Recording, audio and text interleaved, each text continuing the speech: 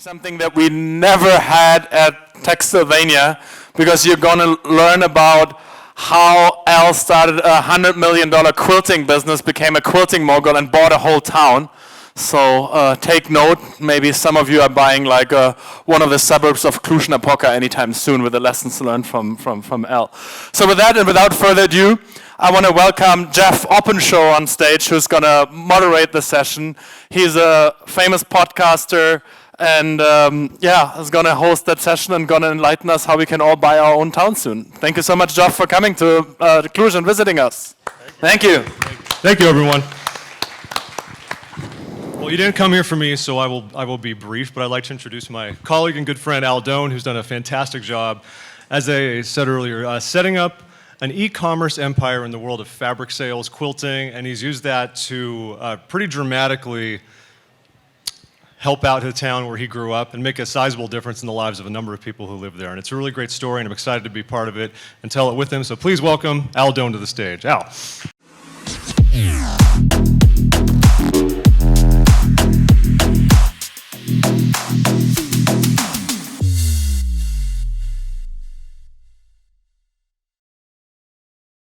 Hello, Geoff. Hello, everybody. Hello, Al. Thanks for staying for the quilting talk today. I know this was probably a stretch for you guys. We liked the, we promise this session will also be worth your time caveat. So you have my word. Well, it's great to be here. Great to have all of you here. Thanks so much for being here. Everyone at Textilvania, it's been a great event. Terrific so far. Let's continue doing so, Al. Shall we? Let's do it. So, now, Al, I've known you for a long time. And I remember, we go back to university days, all kinds of things.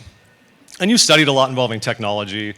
You wanted to work in that space. And even when we started our careers around the same time, you were working in tech more, you were working for different firms and doing things. So what made you pivot into quilting? First of all, let's establish one thing. Does everyone know what quilting is? Sorry, I don't want to assume that. Do we know what quilting is? Raise of hands if you don't know what quilting is. Oh, great. They all know. That's about a third. You've all quilted? Are you all customers? Good. Okay. Just making blankets. And That's then what we're doing. second question. Al is from rural Missouri. Are we all operating with what is Missouri? Yeah, all right. Okay, good deal. So, what made you, how did you move from this space into the one you're in? Yeah, it wasn't really a pivot. My dream, I thought I was going to be building the next Facebook, right? I was deep in tech. I really enjoyed that space. I was doing a lot of work with Techstars and Startup Bootcamp over here in Europe. And the dream was that I would be full on building the future with some tech startup. And on the side, to help my mom, my parents, like my dad was a machinist at a newspaper and was slowly losing his job, and my mom was a stay-at-home mom that was just making money on the side, and they had trouble paying their house payment. And so as a thing to help her out, me and my sister set up this little quilt company. Then I kept having ideas for it, and it kept going. And so while I was spending my day job chasing this other thing, this side hustle that just kept growing was over here, and eventually, about 3 years into it, I finally gave it my full attention and decided to make a go of it. But it was not a pivot, and it was not intentional. It was just I'll do this thing, but it was the cockroach. It wouldn't die. It kept growing, kept doing great, and and so that's how it happened. Yeah. So it wasn't quite like you fell into it, but yeah, I remember you make a deliberate decision to make this your pursuit. Was there a moment when it switched from helping your mom potentially sell quilts to getting into e-commerce in particular? Because that's kind of been the genesis of your entire growth. Yeah, well, this is the stuff that I actually think is really interesting. Is I come from a tiny town, 1,500 people, right? It's small. It's very small. Cluj is like Manhattan compared to where I'm from. And so being from this tiny town, right, we opened up a quilt shop. My mom took up quilting as a hobby right after we all left for college, and so she'd been doing it for about 10 years. She is not an expert. She's not amazing at it, but she's funny and she's good content, right? And so that's what I saw in it. And so we started this little quilt shop for her on the side, and then it nobody cared. In a town of 1,000 people, everybody in that town would have to come through my store twice a month for me to stay in business, and it just wasn't going to happen. And so I had to start thinking about how we were going to drive traffic or differentiate or create some opportunity. And so the e-commerce piece was out of necessity. I needed to be able to sell more than what was there. And as soon as we launched that, we got into, like, again, from a marketing standpoint, how do you differentiate this quilt shop from, there's 3,500 quilt shops in America, right? And so, like, I'm 3,501. And so it was a very hard challenge of, like, what do we do that's any different and why do we matter?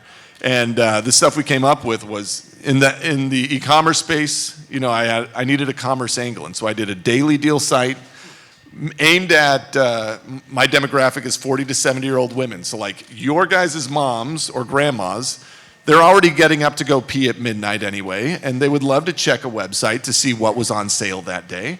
And so building a cool experience for that demographic, which nobody else was doing, was my angle. So that was our e-commerce angle. And it's still, man, there's not a single kid coming out of Harvard that's trying to take away my margins, right? Like, nobody cares about the space or my customer. And so the fact that I get to be here building cool experiences for them really is probably the big differentiator.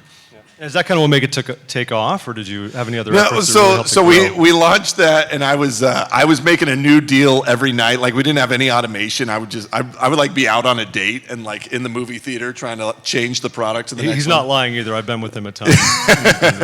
And you know, like, there was for the first 3 weeks, I'd make a deal every single day, and nobody bought. 0 people bought it. I was sure it was a dumb idea. We kept going, and eventually I, like, priced it right, and we got our first couple of sales. But the thing that we started doing that started working was YouTube. We launched. My mom is now a YouTube star. She calls herself a celebrity. I don't know if that makes sense here, but she's very famous amongst mothers, and so she's.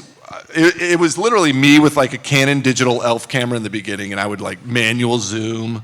And Mom, show us what you're doing there. And in the beginning, you can hear me whispering to her over all the videos. But now there's, like, hundreds of millions of views on those videos, so we built this content piece, and then we started building these emails to go out. And we really took a lot of care in building, like, very intentional emails. I didn't want to be spam. I didn't want ever for our customers to, like, oh no, they're hitting me again. And so every email that went out was very, very specific in that there was value for the customer no matter what. That's what we led with, which was this free video, this content that we made. Hey, you should check this out. Also, we have this stuff for sale. And literally, we grew that to a daily email that was going out to almost 1 million people with a 70% open rate, if you can imagine that. It was insane. And so by being very, very customer focused with the content that we were making, we had a lot of people that just really appreciated what we were doing and rewarded us for that. It's really interesting. And what are the lessons you've learned then in the years since? Like, what are the greatest lessons and takeaways you have, particularly about e-commerce? Maybe how has the landscape changed in all the years you've been doing this so far?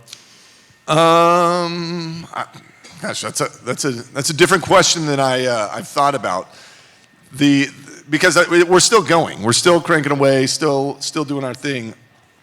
I guess some of the lessons in the beginning, I thought I had to build my own website, like my own e-commerce platform, right? So I rolled my own, and I coded it from scratch, and then I did that 3 times. We, like, built it again from scratch and learned new stuff, and then finally we've moved over to Shopify now, and just gave up a bunch of the customizations that I thought really made us special. And that's a big lesson learned, I think, is a lot of the time in my head, all the customizations and stuff that we have are, you know, we have to build around all those, and instead if you can buy something off the shelf and let that do most of your heavy lifting and then do minor customizations, it's a huge win. Because I was just building a home page, product page, browse page, and checkout over and over again and spent all our time maintaining those. So we're doing way cooler stuff now that we've offloaded that portion of the workload. The other thing that we're staring at really hard, or that I guess would be a lesson learned, is sort of the challenge of selling, you know, like finding a thing that's difficult to sell online and then making that experience great was a great differentiator for us, as well as, like, there's a lot of our customers that don't even use the internet yet, right? We have people that call and they're like, I don't have an email to put in the form. What do I do? And we have to help them make an email so that they can place an order. And so, but building amazing experiences for a customer demo that is largely forgotten has been such a big win for us, such a huge differentiator. And that's another lesson learned is I think there's niches of of customers all over the place that are just making do with whatever's out there, right? Like people kind of crap on them. They don't care about giving them a great experience. And if you come in and really like give them a well thought out experience, a great design, good packaging that sort of speaks to their community, they'll reward you with it. Like that's a major opportunity for people. Yes, thanks.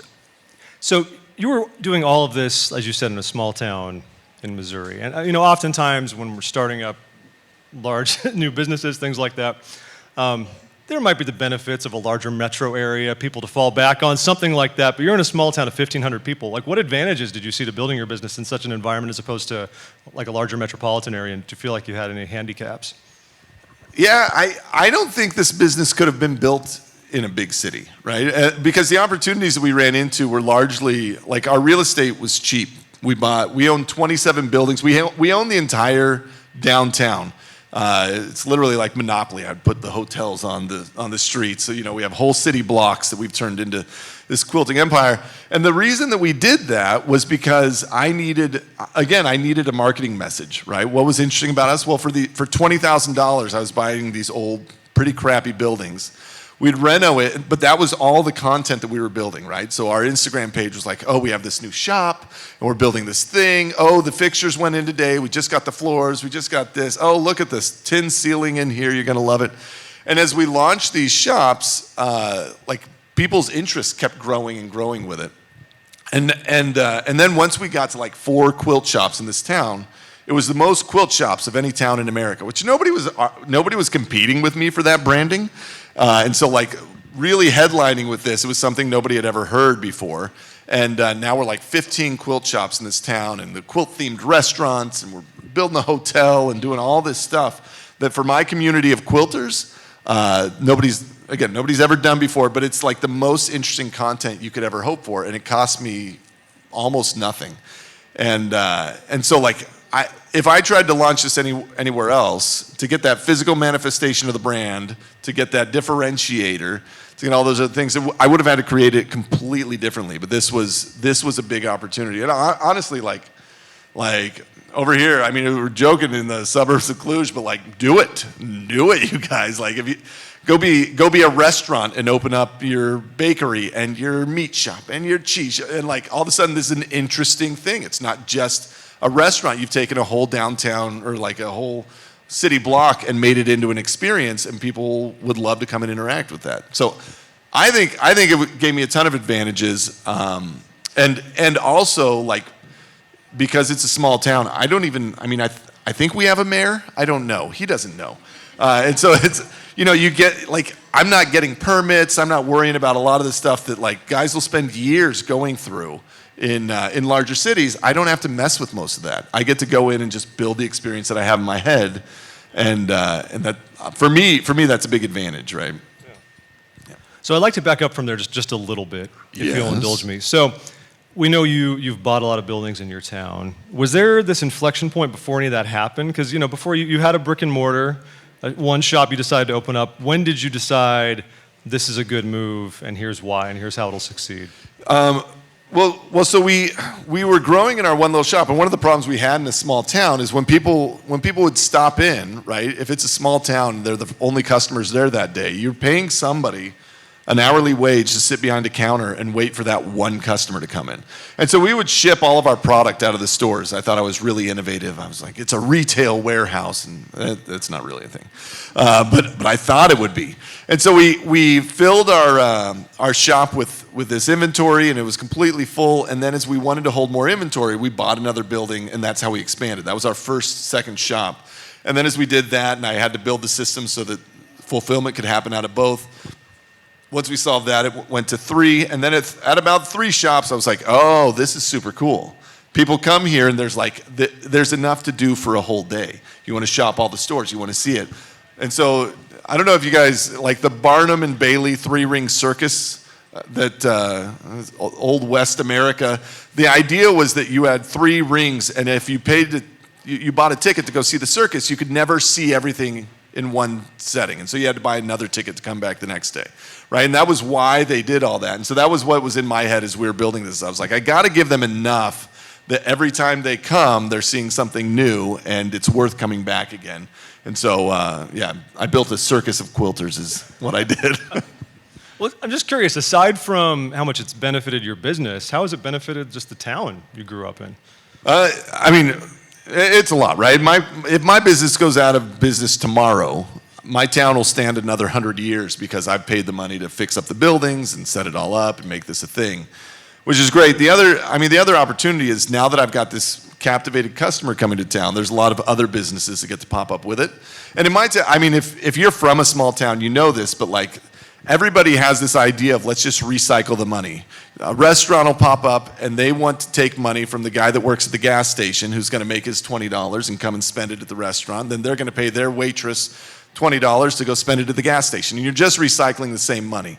And so we had to think about how do we bring more economic activity from outside of this city in, and then we could do something with this. So now I've got this flow of people. We get hundreds of thousands a year that come into town and bring their wallets and checkbooks, and other people can pop up their businesses, the brewery and the candle shop and all these other little businesses that kind of pop up and ride the wave, which I think is great, right? Like I don't want to be in any of those businesses, but my customer loves the experience and the other thoughtful things that are there. So that's been great, and I just bought a second town because I'm a collector now. He's a land baron at this point, folks. But yeah. Are you even a mogul if you don't have two towns? I don't think you are. So we bought this second town, but it was this little town of 300 people that's 7 miles away from the town that I'm in right now. And that one has 0 businesses. There's no mayor, there's no city council, like nothing happens there. And so as I'm planning to kickstart this economy, I have to create sales tax revenue for us to put into a thing, so now we have a budget to manage and go in. So like, I'm stewing really hard on how to do this, but I have a good feeling that I can like recreate an economy in this town and essentially save a town that's right now just crumbling. Buildings are falling down. Nobody cares about it. Nobody should care about it. There's nothing there. But if I can do a thing and bring it back, then all of a sudden it gets to grow and flourish as our county seat, which I think is a worthwhile way to spend some years, you know. do you worry at all about like oversaturation or anything like that, especially in your main town? You know what I mean? Like, First, how dare you, Geoff? I know, thank you. Second, I have to ask. Well, it's funny because like looking at this as an opportunity, right? I think that this could be done 100 times over. You know, there could be 100 quilt towns across the world, and quilters would love it. I think that, you know, my niece is really into baking, and I'm like, great. Where is the one place in America that I have to take you? There isn't one. There's none, right? My wife had twins. Right, we got pregnant with twins, and I was so excited, and like I should have been able to fly to a town and race strollers around a racetrack and try all the car seats and do all the baby stuff, but that town doesn't exist, right? You should be able to go to the cheese making, like there should be a town in France that's like the cheese making capital of the world, and we spend 2 weeks and we learn how to make all the stuff, and we do all the things, and it's so cool, and I took the class, and I think these opportunities are so underserved from a branding standpoint and from a retail standpoint that like I don't worry about saturation at all. That being said, so like in my town, I don't think that there's a bunch of customers waiting to come to visit once I get my 16th quilt shop to open, right? Like we're at the point where I don't think I need more quilt shops. I'm looking at other experiences to add to it and how to develop around that. But that's just going to vary based on like diversity of product and like ancillary spaces, how many steps from your core business can you go and develop and you're interested in developing. But so from that saturation standpoint, there is a limit, and I think we've reached it in terms of like number of shops, but from a should this exist 100 more times, we haven't even touched it yet. So what would you tell budding entrepreneurs who want to replicate something resembling this model?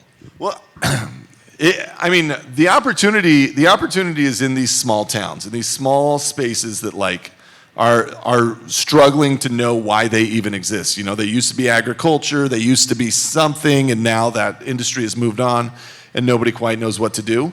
And honestly, landlords are willing to deal with you a little bit. Like cities are willing to deal with you a little bit. They'll get creative, And if I were doing this again, let's say I was doing this for cheese making, I would go and start my business, but give it a retail space. And then from that retail space, as soon as you have a second or a third retail space that you can start building out that experience in, you spread the product selection to that, and then use that as your content, because that's going to be the engine for you to grow your branding. I mean, content is so hard because most of what people are making is just them being silly or doing, here's my TikTok dance.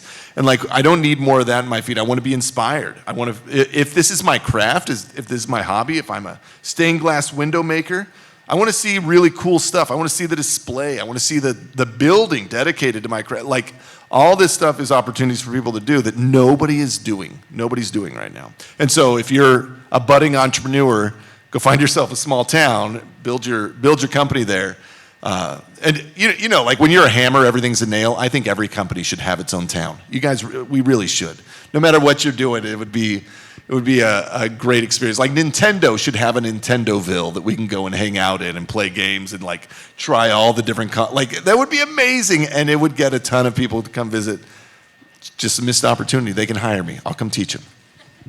So the future for Missouri Star Quilt Company. You hinted at it a little bit for what you're going to do for your town. What does it look like? What's stage 3 or whatever we want to call it? Yeah. So now we've got a steady flow of people coming through, right? I think we can 3x the number of people coming through just based on other benchmarks that I have. So my goal is right now we do like, I don't know, maybe 10,000 people a month through the year.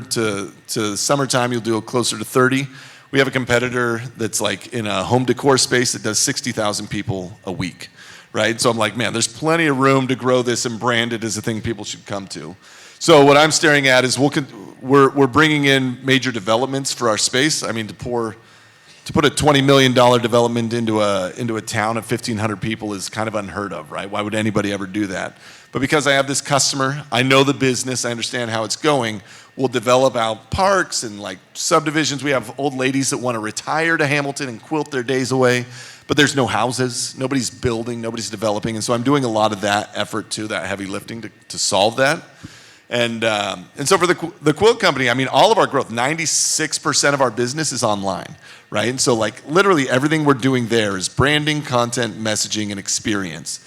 And we'll continue to build that kind of stuff, redo shops. We have 4 new stores that we're opening this year that'll like, again, great content. It's going to be very cool. But like all of our growth, we're expecting to come online through our building these great experiences for our demo there. Well, Al, I love your story every time I've heard it.